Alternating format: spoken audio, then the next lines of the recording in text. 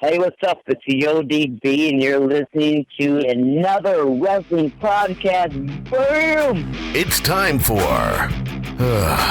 another wrestling podcast. Are you ready to beat the man? You have to beat the man. Big pump, if you're hooked up, holler! If you ever, if you're the man. Give me a hell yeah. What the rock is cooking. The best there is, the best there was, and the best there ever will be. Yeah! Yes! Woo! Yes! Woo! What? Yes! Woo, woo, woo! Raw is Jericho! What's it gonna do when Hulkamania destroys you? What's up with that? For the benefit of those with flash photography, would you please shut the hell up? If you're not down with that, we got 2 words for ya! Oh, yes! Ooh, yeah! That was what was best for business. We, the people! I'm the best in the world. Can you dig that sucker? And that's the bottom line, because Stone Cold said so. Have a nice day! And the champ is here! With your hosts, Steve Credo and Jonathan Benjamin. All right, everybody, welcome to another wrestling podcast. This is episode number 34. I'm Jonathan Benjamin. And I'm Steve Credo. Steve, we have a huge show planned today, a giant show planned today. By far, the greatest show we've ever done planned for you today. That's right, Jonathan. First things first, we got to get it out there because this Sunday, live in Poughkeepsie, New York, at the Mid-Hudson Civic Center, the historic Mid-Hudson Civic Center, we will be streaming our live show from the Man Show. Yeah, and we also have a huge, well, it's not a surprise now, the cat's out of the bag, but we are having former TNA knockout Thea Trinidad will be there doing autographs, taking pictures. We have a first, don't we, Steve? That's right, we do have a first. We have the first ever bikini photo op with... me. I don't think anybody's going to pay for that. Wow. Well, we're going to have the first ever bikini photo op with Thea Trinidad, Jonathan. That's who we want to get out there. You know her from TNA. She was a knockout. She was a tag team knockout champion. It was Rosita, formerly known as Rosita. That's Thea Trinidad. We'll be live and in person, taking photos with us, signing autographs. It's going to be a great time. Yeah, and you probably have seen her recently if you are a WWE fan. She has also been a Rosebud as of late, so maybe she can divulge some information if she's heading to the WWE to us. That's right. A lot of big things this Sunday, Jonathan. We're going to be joined live by Thea Trinidad, live and in color, live and in person. You guys who are listening to this now in the Poughkeepsie area, tri-state area, come on over. Meet and greet her. That's the whole thing. Meet and greet live at the Man Show. We're going to be there from 11 to 5 p.m. But only from 12 to 3 will she be in her bikini attire. So make sure you get on out there. It's going to be a great time for everybody. Yeah, and head on over to anotherwrestlingpodcast.com for any more information that you want to know about this. We have posters up there. We also would like to take some time to thank our sponsors who are helping to make this event a reality, and you can see all those sponsors on our page at anotherwrestlingpodcast.com. But let's get on with the show today. Let's do it. Hey, Steve. Hey, Jonathan. You're married, right? I am, happily. Good answer. Why are you asking? Well, it was all a clever ruse. I just really wanted to talk about wrestling weddings today. Well played. All right. Well, for all of you who are fans of wrestling, over the past 50 years of WWE history, there has been a lot of televised wedding ceremonies or receptions. So I thought it would be fun to kind of talk about some of these today.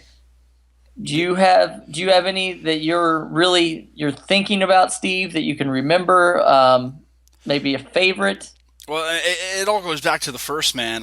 Well, I don't think this was probably the first. Maybe it was the first. Well, the first in my childhood was the old Miss Elizabeth and Macho Man wedding in, I believe it was SummerSlam that they got married. That was probably one of the most memorable weddings I think ever for me in the WWE, at least, as we talk wedding wise. Yeah, it was the match made in heaven, match made in hell, is what ended up happening. And I think that as a child, I really believed that it was the real deal. I thought that it was going on. But, come to find out, we recently are watching the new Randy Savage DVD, and they were, split up at the time. But they still had to go through with this on TV. So, I mean, that kind of crushes your childhood memory of what you saw, probably, but... Yeah, pretty much. And I mean, not only thing that crushed my memory of this, but it was also, I think, a lot of scarring during this wedding. I think a lot of childhood scarring because the ceremony is what got me, is when Liz opened the box and the Cobra was inside it. You didn't expect to see that as a kid, and that was kind of like random, off the cuff TV, and as a kid seeing this, you're watching this for some happy moments, and the last thing you think you're going to see is a snake jump out of a box, and yeah, that was one of the first few scarrings in my memory, I think, from their wedding. Well, I think that was a huge thing as a child to see, but what came from that was even more terrifying, and this was the start of the feud between Macho Man and Jake Roberts, which pretty much culminated with Jake wrapping Macho Man's arms up in the ring ropes and taking a cobra and having him bite him repeatedly. And I can't say, even if I was making $1 million a year or whatever, and let me just get this out there right now, I'm all man. And I have no problem with snakes or anything like that. But this was where you see just him getting bit repeatedly, and it wasn't even like CGI. It was a real snake, and it all came from Miss Elizabeth and Macho Man getting married. So, I mean, right there's one good reason not to ever get married, because you may get bit by a cobra. Well, yeah, a lot of crazy weddings, though, Jonathan. When you think about it, there's been over 50 years of history in the WWE, and I believe 16 televised wedding ceremonies and receptions. There's been a lot of weddings in pro wrestling, basically, is what I'm trying to say. What about you? What other weddings strikes your memory from any promotion? Or, I mean, a lot of them were WWE heavy, but I mean, what's one of your favorite ones?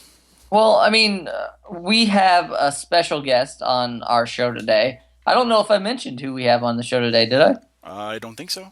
Okay, we have none other than former TNA Knockout, current Ring of Honor superstar, ODB is joining us today in the studio. So I would be remiss if I didn't at least mention that they just had a wedding on TNA, her and Eric Young. So I don't know what Eric thinks about her joining Ring of Honor while he's over on Impact Wrestling, but I think it was fun.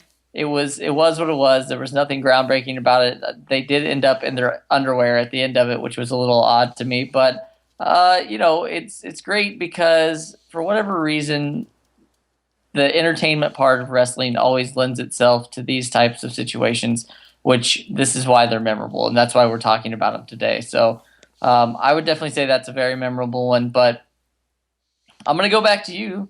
And, Macho Man and Liz cannot be the only wedding that you remember. So let's test your knowledge a little bit. Think back and really, really wow me with your knowledge. Wow you with my knowledge. My knowledge is a little bit shady because I don't want to get into it, but I mean, it's a little bit shady of wrestling wedding memories. But I think one of the most, I'm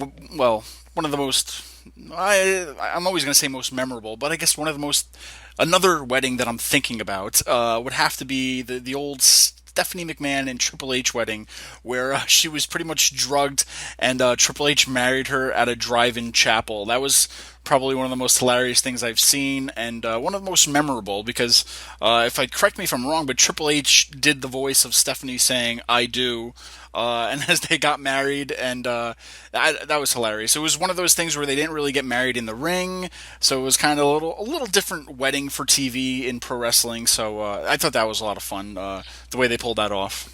Yeah, it was great. And I mean, you have to back up a little bit. She basically almost got married twice in one night, because it was an episode of Raw and she was slated to marry Test. And I remember Vince McMahon coming out saying that if any member of D-Generation X comes out, they're going to be fired, this, that, and the other thing. And so sure enough, Triple H comes out on the stage, and right before they're saying "I do," he says, "By the way, you should check this out." And they show the whole video. And you're right, he was using his voice to do that. But my favorite part about the whole thing was when Triple H was talking, and he looks at Vince McMahon and he goes, "I know what you're thinking, Dad." And the question is not did we, but how many times did we consummate the marriage? So it was just one of those classic Attitude Era moments that I remember and will remember forever. And it was just a really cool moment. Yeah, now these weddings, I mean, we talk a lot about staples in professional wrestling. Staples, things that we see all the time that are just, a cornerstone of the business. And I think, wrestling weddings has been with us for so long now. I mean, so many things have happened. We even had a gay wedding, one of the first gay weddings of Billy and Chuck on SmackDown a long time ago. Or no, well, I'm sorry. I guess it wasn't really a wedding. It was a commitment ceremony, if you will. But, I mean, WWE breaking the walls years ahead of their time with this one. Yeah, not that there's anything wrong with that. Not at all.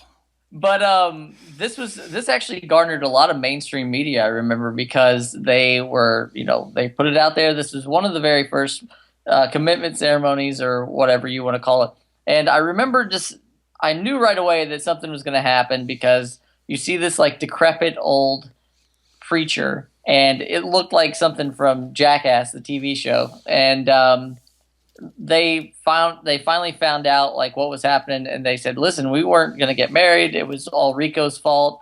And the preacher starts to rip his mask off, and it was Eric Bischoff.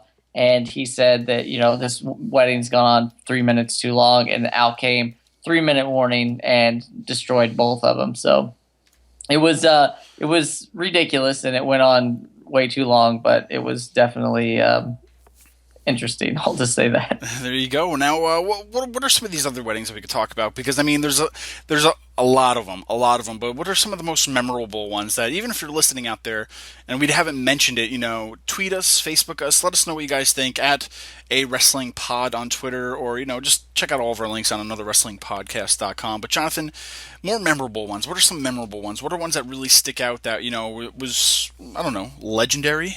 I guess one that I have to say is, and this is going back, I think, to 1985, if I'm correct. If I'm wrong, somebody will definitely let me know. I'm sure Phil Strum, if you're listening out there, I'm sure he'll tell me. But Uncle Elmer, now he was part of the group that was with like Hillbilly Jim and Joyce. They actually got married Uncle Elmer and Joyce. Yes. Now I'm telling you, this is the real deal. They got married on Saturday Night's Main Event, but the kicker about this wedding was they legitimately actually got married that night. Wow. On Saturday Night's Main Event. So that may be the only time that a real wedding took place, and that was back in 1985. But I think that just goes to show you that I remember. I think it was the McMahon DVD that they put out a while back, that there was a deleted scene where Stephanie said that whenever Stephanie and Triple H finally did get married in real life, that Vince wanted to air it and sell it as a pay-per-view. Yeah. So I think that just goes to show you that for whatever reason, wrestling fans always kind of like these types of marriage situations. But Uncle Elmer he gets the extra credit because he really got married on Saturday night's main event. Wow. I mean, these weddings, I mean, the more we think about them, the more crazier and crazier they get. I think another wrestling wedding that comes to mind, and that was kind of, well, life imitating art, if you will, was the whole Edge and Lita, where, real life imitated art, like I said. Lita was going through a weird time after cheating on Matt Hardy with Edge in real life. And after Matt was fired, they paired Edge with Lita, and together, prompting Lita to turn on Kane and marry Edge, and yada, yada, yada. But, there's another thing that I didn't think they would jump to right away, especially the whole in real life, relationship that they had together, Matt Hardy and Lita, and then by going to Edge and Lita. So that was kind of, I don't know, really fast, if you will. I don't know. What did you think about this one? Because this was one, if you were kind of a mark back then, or, a real fan, you knew what was going on backstage. But if you were just a casual fan, you had no idea. But when you go back and watch and actually know what was really happening, it kind of puts things into perspective that, hey, I guess anything is good for ratings, right? Yeah, I think that I like how you're doing this. You're kind of feeding me the one, and then I can talk about the other one. But you have to back up a little bit. Lita and Kane were to get married on Raw in 2004. And this came about because Lita was getting nervous that Kane was going to beat up Matt Hardy. And so she agreed to have sex with Kane. Now, we just lost our PG rating for the show, but that's all right. So in a twist, Lita gets pregnant.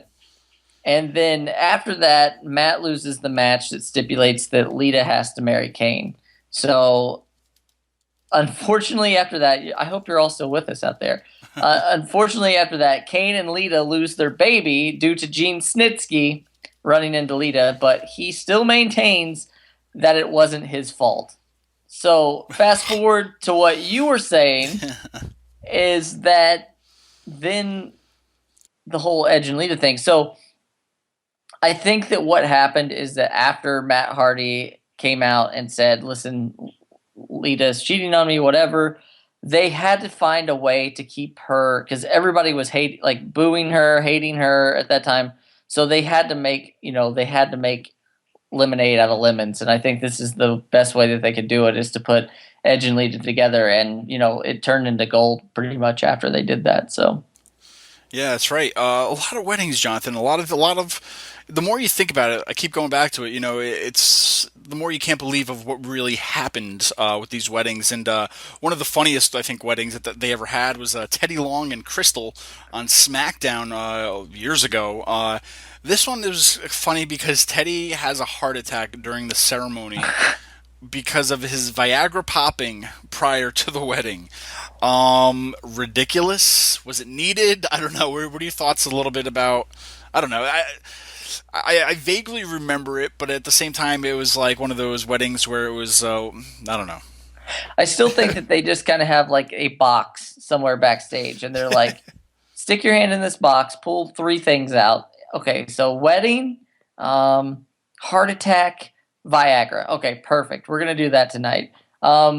This was like the second time that they did this, in a sense, because they did, do you remember Al Wilson?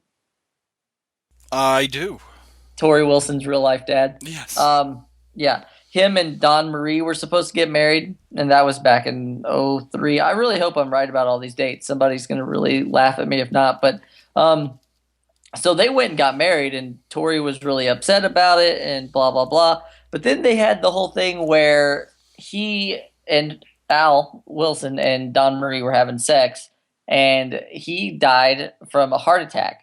And then they did the whole funeral thing. So this was now the second time that they're using this similar formula on WWE television. So I don't know that it was necessarily needed, but I mean, we're talking about it, so it must have been pretty memorable. So that's right, man. I really want to stress the fact that you guys listening out there, let us know some of these weddings that ever happened that maybe have stuck in your mind, because we're curious to what you guys think out there too. But Jonathan, if we could say maybe one more memorable wedding that's kind of happened in the past few years was the whole Daniel Bryan and AJ Lee wedding.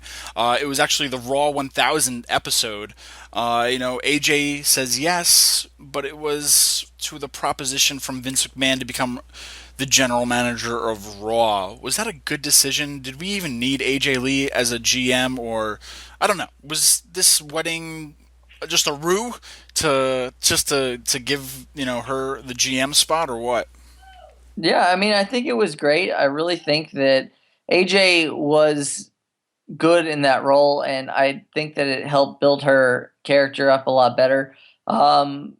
And also, it kept Daniel Bryan in the spotlight, which I'm always a fan of. So it was good. It was nice that Vince McMahon inserted himself into that whole angle, and that as of right now, that's the last WWE wedding that we've had. Yeah, man. Who knows when the next one will actually happen? But what are some things we can actually learn from these WWE weddings? Well, first of all, a cobra is not a good wedding gift. And always keep an eye on your drink so as not to get drugged.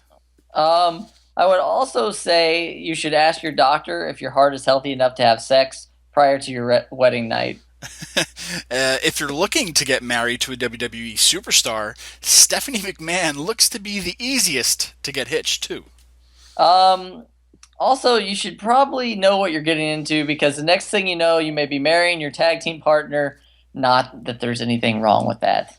All right, well, we talked a lot about weddings today. Please tweet us if you have a favorite wedding that you want to talk about that we didn't talk about. But our next guest, ODB, is recently married, so let's hope we can talk to her a little bit about that. But she'll be joining us in the studio right after this.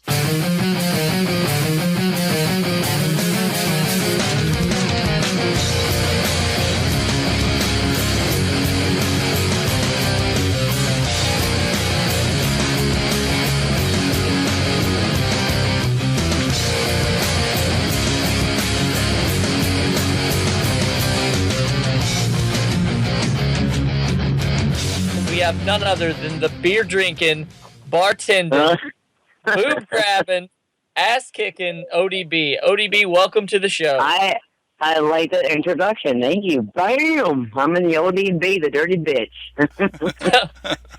I like it. Now, I think the world's pretty much buzzing about you right now. We had an ODB surprise earlier this month. We were pretty shocked to see you making your debut at Ring of Honor. Yes, that's why I made you have the interview after it. I knew I was going to Ring of Honor a long time ago, so I kind of wanted to keep it a secret. What's your experience been like there so far? Has everybody welcomed you with open arms? Holy crap! Ring of Honor is wow. I've known all those guys and girls for a long time. I've been in business for 15 years now. So it's kind of cool to go back and see all those guys that work their asses off. And Ring of Honor is honestly, hands down, makes me love wrestling again. We see that, you and the Briscoes are going to be facing the Kingdom pretty soon down in Philly. What are your thoughts about tying it up with Maria Kanellis? Oh, boy. It feels awesome. When I first came into Ring of Honor Saturday night, that was a feeling that I haven't felt in a while. Because, for a little bit, I took a little break from wrestling, and it took me a little bit to love it again. But when I came back to Ring of Honor, I was like, oh, shit, this is where I belong. And when I got in the ring with Maria, I was like, yep, this is where I belong. And it's about to happen in Philly with me and the Briscoes and the Kingdom, and I'm excited because me and Maria have never touched in the ring before. So I think it's going to be pretty cool for having me and Maria. She's a skinny bitch. and I'm a big bitch. So it's going to be kind of making a little wrestling history, I think, in Ring of Honor where, because no one ever thought that I would ever go to, that I would ever actually go to a different wrestling company. So I think, and Maria is quite talented and in and out of the wrestling ring, and I can't wait to beat her ass in the ring. Now, I'm excited. And her husband, Mike Bennett. I can't wait to beat his ass too. and ODB Maria Showdown has dream match written all over it. Aside from Maria, is there anyone else out there that you'd like to wrestle these days? Oh boy, you know what? It's funny because like I've been so like out of wrestling for so much. Like I've been in my Airstream trailer. I just been like out of the wrestling business for quite a little time, but I'm just focused on the Ring of Honor right now. Like I love it. Like, damn, I'm just focused on Maria right now and her and the Briscoe brothers, and I'm ready to throw it down and give them the bam. Definitely. Now, there's no doubt women's wrestling has had its ups and downs over the years. What are your thoughts on what are your thoughts on the current state of women's wrestling today? I think like TNA did a good job on women's wrestling. Like we all were different shapes and sizes. But obviously I left back in June. I didn't re-sign my contract. They offered me something, but I didn't re-sign it. And it was, women's wrestling just needs to come out more. Like, WWE doing a good job with their Total Divas or getting those bitches out there more, getting more TV time. Mm-hmm. That's good. It's getting real more. It's getting more real than back in the day, like, but TNA, like, they still love their outsider girls wrestling. Like, they love the different girls, and you got the Gail Kim, Karen Terrell, you got Brooke Adams, you got the Beautiful People. They're awesome division, but you got to keep it going, And now I think with me going in the Ring of Honor, I think it's going to be good with me and Maria. I think it's going to change shit up because Ring of Honor does not have a women's division, so I think me and Maria have our hands full. So hopefully we will make a women's division at Ring of Honor. So you never know what can happen in 2015. That's right. Now we've listened to a lot of your other interviews you've had, and you said that it's hard to be a woman in wrestling, and that maybe most women should think about it before they get into the business. Do you still feel that way? A lot of girls always come to me like, "Oh, I want to be a woman wrestler." I'm like, "Really? Why? Because you like the glitz and glamour." And when I became a wrestler, it wasn't all glitz and glamour. I packed up my truck, I moved around, and got paid by a handshake and a frickin' hot dog. Like, it wasn't, it wasn't fun, but it was fun to me because I loved it. Like, I'm glad where I'm at. Like, my journey was awesome. But young women today just look at, like, oh, I want to be like the Bella Twins. I want to be like Natty Neidhart. I want to be like, so-and-so. And it's like, dude, that takes years and years and years. Like, good luck. Like, it doesn't happen overnight. Like, if you want something, yeah, go after your dream. I'm supportive. Like, go after it, but it doesn't happen overnight. It can take up to 8-10 years like it took me. But that's good luck to you. That's all I'm saying. All right. Now, it's pretty obvious that you aren't your run-of-the-mill wrestler, if you will. Are you glad that you were able to basically be yourself so far in your career? Oh, my gosh, yes. I am so glad. Because I actually came up with ODB in the beginning of my career when I started back in 2000. And I've been ODB ever since. And I went to OVW with Al Snow and Danny Davis. And they're like, be ODB. Give us one dirty bitch. Just let it explode. And I did. And it just made me who I am today. It's basically me with the volume turned up a lot. When you can be yourself in wrestling, it just... That's what makes it fun. Sure. Absolutely. Like, I'm glad I got to be ODB, and then when I went to each wrestling company, and they're like, "Wow, you're you." Like, go. Like TNA was like, "Go be yourself. Do what you gotta do," and I did. And then when I'm at Ring of Honor, they're like, you're ODB. Fucking do what you gotta do, you know. Definitely. So it's pretty cool that I got to, in my wrestling career of 15 years, I got to do what I do, and no one held me back yet. So it's good. Awesome. That's great. Now, we can't glaze over the fact that you spent a lot of time in TNA. You were a 4-time Knockouts champion as well as a tag team champion. What do you feel like your crowning moment in TNA was? Oh, boy. That's a big one. One moment I actually loved when the beautiful people were going through a phase where everyone needed to look beautiful, but me, Roxy, and Gail Kim did not look beautiful. But they make sure we did a thing where whoever didn't climb the ladder or whatever, they got their head shaved, and it was Roxy that failed, and she got her head shaved. Mm-hmm. But throughout that, to build up to that match, they kept building up to me, Gail Kim, and Roxy, and showing us what we would look like if we had our head shaved. That was pretty fun. And they kept showing, what we, they kept showing us our, what we'd look like with our head shaved. And so that was fun. And then when, Cody Diener was actually a fun match. Actually won my first TNA knockout match with him at No Surrender, I believe it was. Speaking of being tag team champions, you were a tag team women's champion with Eric Young. What are your thoughts on intergender wrestling? And my hubby. Could or should it exist more today, or are people still too afraid about seeing men and women fight? We're still married. Shit. Oh, fuck. Me and EY, that was like a match made in heaven. I've known him since year 2000. I've known him forever. We traveled. I actually met him at a SmackDown in Milwaukee, Wisconsin. And I was moving to Nashville at the time. And he's like, "You going to Nashville?" I'm like, "Yep." He's like, "Well, follow me." And that was back in 2004. I literally followed him to Nashville, and me and him stayed at Tracy Brooks' apartment.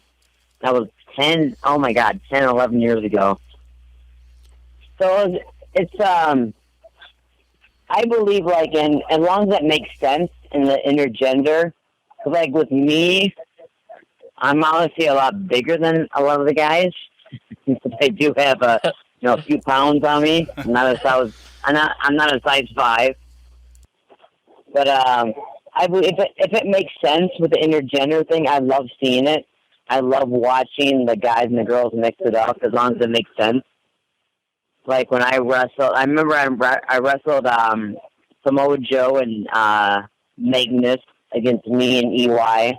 We had an awesome tag team match, and they beat the hell out of me. Fuck, they did, and I'll take it.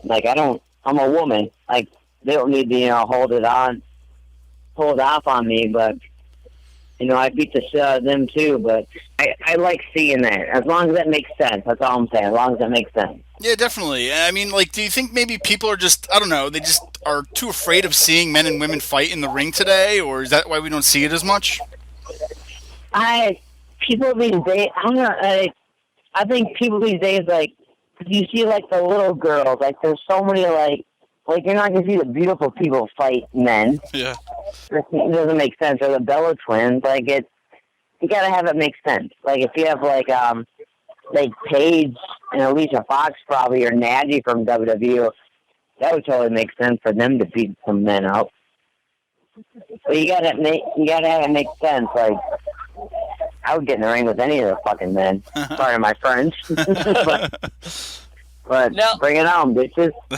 Now, before you hang up your boots, we hope, and that's not going to be anytime soon, what's the one thing that you want to accomplish in the world of professional wrestling? I want a freaking action figure. Oh, that's the one thing I've been scanned for one, but I've always had excuses.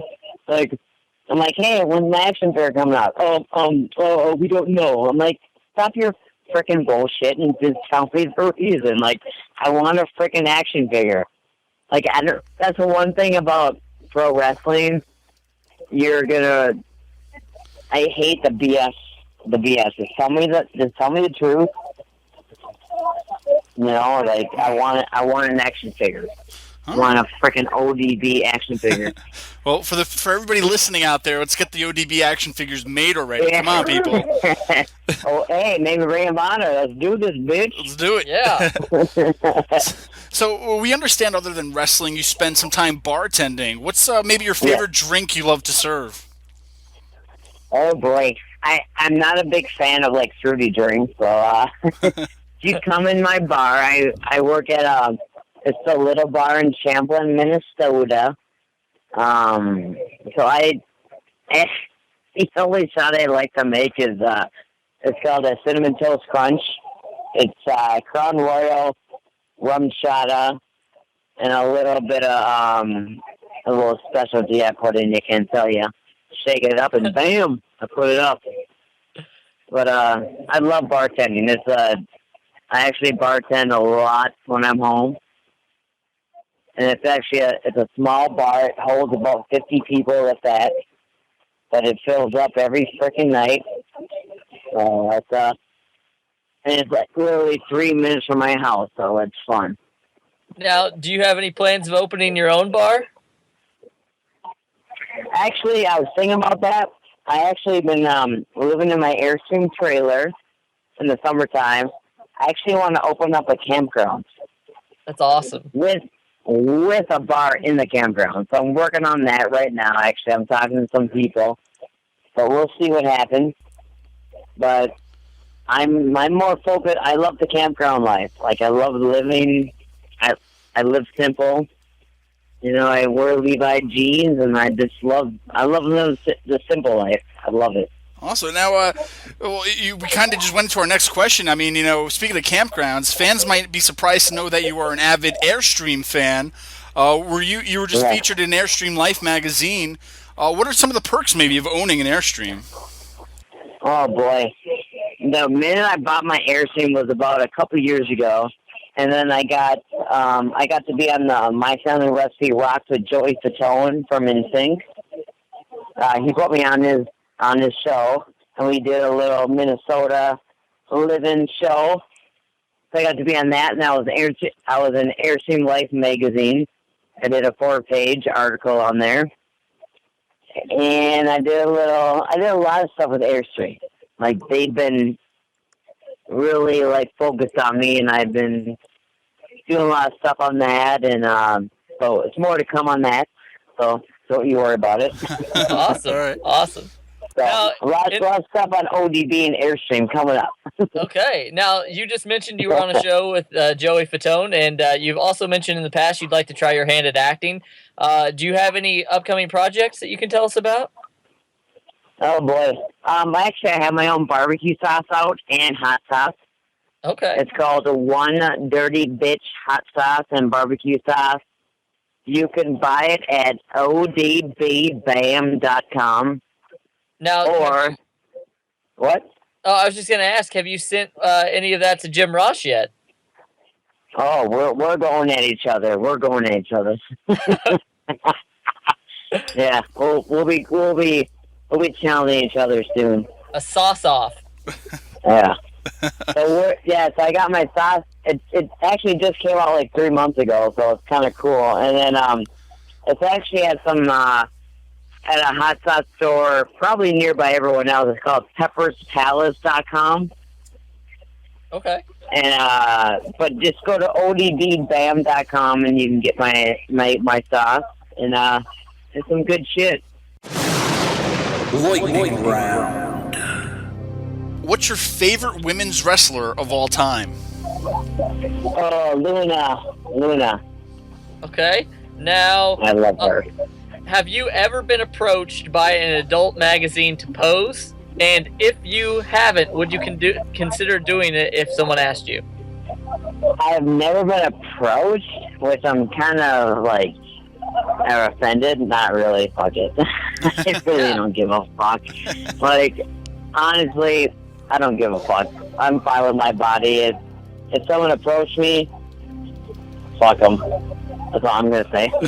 Okay. Now, you have lots of ink. What is your favorite tattoo that you have? My favorite tattoo? Mhm. Oh boy, I have a few. Actually, the one on my left forearm was my Airstream trailer. I actually got that about 5 years ago, and I knew I was gonna own an Airstream trailer, and I fucking live in one now. So bam, that's the one I love. Now, Yeah. other than BAM, what's your second favorite catchphrase? I'm a catch, yeah. How about favorite hockey team? Oh, Minnesota Wild, bitch. What do you currently have in your flask? Oh, what I currently had in my flask was last Saturday at Ring of Honor. I had a little vodka in there, a little ruby vodka, and the Briscoe brothers were surprised that I had that in there. Which was funny. All right. Have you ever had a weird fan experience before? I've had a few where they're like asking me for, they want to smell my feet and they want to have my, they want to smell my feet and buy my socks and shit. And I'm like, whatever, no. You can have my socks. You're gonna fucking buy them. There's weird shit like that where they're, I don't know. Lightning round. You said that you have a website now. Where else can fans keep up with you? Oh boy, you can catch me on Twitter. I put some crazy stuff on there. It's the ODB on Twitter, and then I'm also on Instagram as the ODB. Awesome. Well, ODB, thanks for joining us today. We really appreciate it. Well, thank you guys. I appreciate it. Well, Jonathan, another great interview from another wrestling podcast. ODB, thank you so much for joining us tonight. We learned a lot. What a night, Jonathan. What a night. Yeah. Or day, I guess, depending on when you're listening. What a day. What a day. Yeah. Whenever you're listening, it was a day or a night. We have a lot of things planned. We have a lot of great shows in the works. Next week, we will be speaking with legendary, and I don't use that term lightly, legendary wrestling personality Jim Cornette. It'll be our episode number 35. 35. I'm sorry. Feel free to say it again, yeah. Okay. Next week we will be speaking with legendary, and I don't use that term lightly, wrestling performer Jim Cornette for episode number 35. Wow, Jonathan. We've come a long way this year already. A lot of great things still happening. Guys, make sure you tune in this weekend, though. Sunday from 11 to 5, we will be live. You can check us out on anotherwrestlingpodcast.com. You can check us out on WPDH.com, where both of those sites will be streaming. And if you can't get onto a website and you still want to listen to us live driving around, make sure you download this app. It's called Mixlr, Mixlr. That's where we stream our live shows from. You can find all the links on our website. It's going to be at the top of our page right now where our live show is streaming from. So even if you pulled up our website on your phone, you can click on that and hear us live on what's happening throughout the day. We're going to have a lot of guests joining us, including Thea Trinidad, formerly known as Rosita, who will also be taking photos and meet and greets for the fans. The first ever bikini photo opportunity for all you fans out there in the Poughkeepsie area. Yes, Jonathan. Unfortunately, we couldn't get Jonathan in bikini this time, but maybe next time. I don't know. There's always next time, right? Yes, there's always next time. For Jonathan, that is. Yes. But hey, guys, I was building suspense. The suspense. People probably thought they lost us, but it's I don't know. It's good. But guys, like I said, a lot of things happening. Make sure you tune to our website this weekend and tune into the show. Message us. We're gonna have a live chat going on there on Mixlr.com/anotherwrestlingpodcast. Be sure to tune in. We'll be talking to all of you guys live. Yeah, and you know what? We've been talking about this a lot, but I'm just going to kind of push it again. We have all kinds of stuff going on out there. You can buy our t-shirts at prowrestlingtees.com/anotherwrestlingpodcast. You can also find us on YouTube at A Wrestling Pod. Is that right? That's right. It's a little tricky these days because, unfortunately, you can't fit your whole name on there. So it's youtube.com/anotherwrestlingpod. We try our best with the characters given. But like I said, if you don't know any of these links, just head on over to anotherwrestlingpodcast.com. You'll find everything. It's like a treasure that's waiting to be opened, right? Yeah, and come out and see us this weekend. You will not only get to talk to Thea Trinidad, but you will get to meet the 2 stars of Another Wrestling Podcast. We want to thank you for listening today. We are an independent podcast. Every week we create something for you to listen to, and it's absolutely free.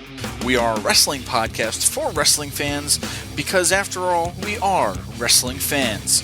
If you enjoyed the show today, here are some ways you can help us out. First off, you can subscribe to our show on iTunes. While you're there, rate us and give us a good review. Why not?